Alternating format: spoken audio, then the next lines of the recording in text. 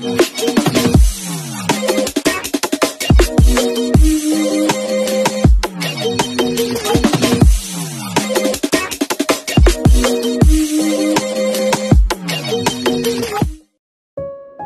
teteng, regalo natin kay Nanay Leti at saka kay Tatay Naldo. Dadalhin po natin ngayon itong araw na to at ating ibibigay pa rin po sa kanila pamamagitan ng pagsunog. Yan po. Yun po yung ating tradisyon at pamahiin, di ba po? Dadalhin po natin ito.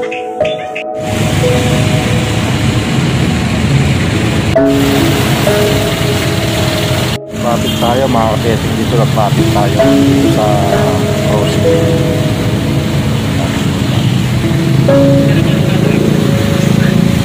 Matik tayo, papunta tayo kay Nanay. Bigyan natin yung regalo. Betek, nagmotor na lang tayo para dalhin yung regalo kay Nanay, Tatay. Iiwan na lang natin doon at susunugin para maging kompleto yung yung Christmas na naiabot natin sa kanila yung ating regalo. Yung mga tetek, papunta na po ako. Ito, na-traffic lang po ako. Yun, pag-usok na po ako pala Nanay.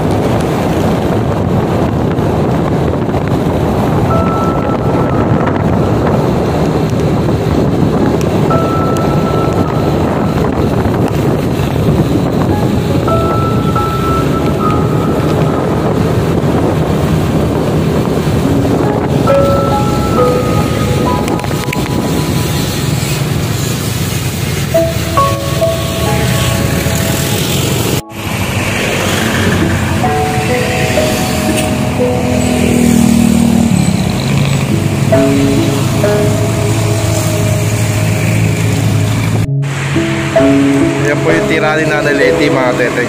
Yung regalo nating damit sa kanila mga kateteng, susunugin po natin dito sa malapit sa kanilang tira. Kasi po regalo natin ito sa kanila. Sila po yung namayapa na o yumao na.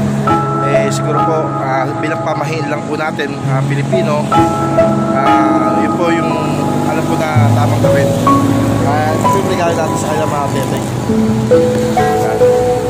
Susunugin po natin dito sa harap ng bahay nila para maging para din matanggap nila bilang aginaldo natin sa mag-asawang Nanay Leti at Tatay Naldo. Ito po, sunugin ko po ito sa kanila bilang ito lang po yung ating pamahiin sa ating paniniwala mga teteng.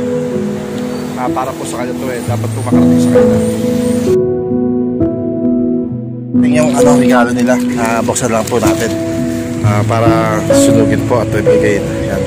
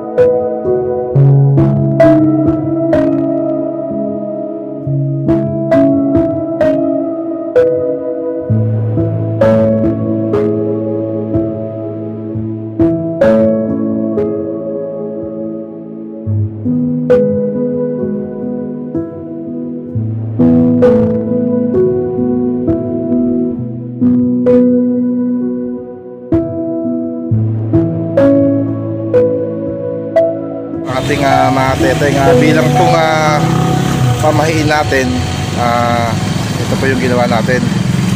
Nagbigay po tayo ng regalo sa isang tao, subalit siya ay pumanaw o namatay.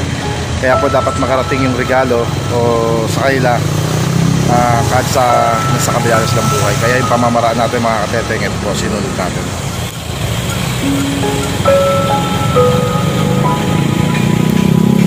Yan po mga kateteng, hinihintay ko lang po siyang maabo lahat para hindi po delikado dito sa bahay. Baka po ay masuko. Yan po mga kateteng, siguro po leto na yung Christmas natin para kay Nanay Lady. Bagamat yung mga pagkain hindi natin iabot, pamahagi po natin sa iba. At si Nanay Lady naman po at tatay natin matutuwa.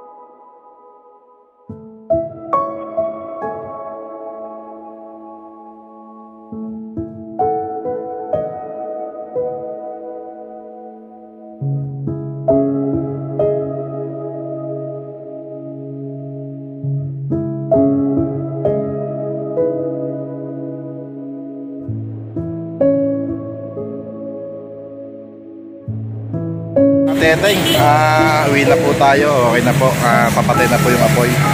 Siguro naman po naging maligaya na sila Nanay Lety at Tatay Naldo.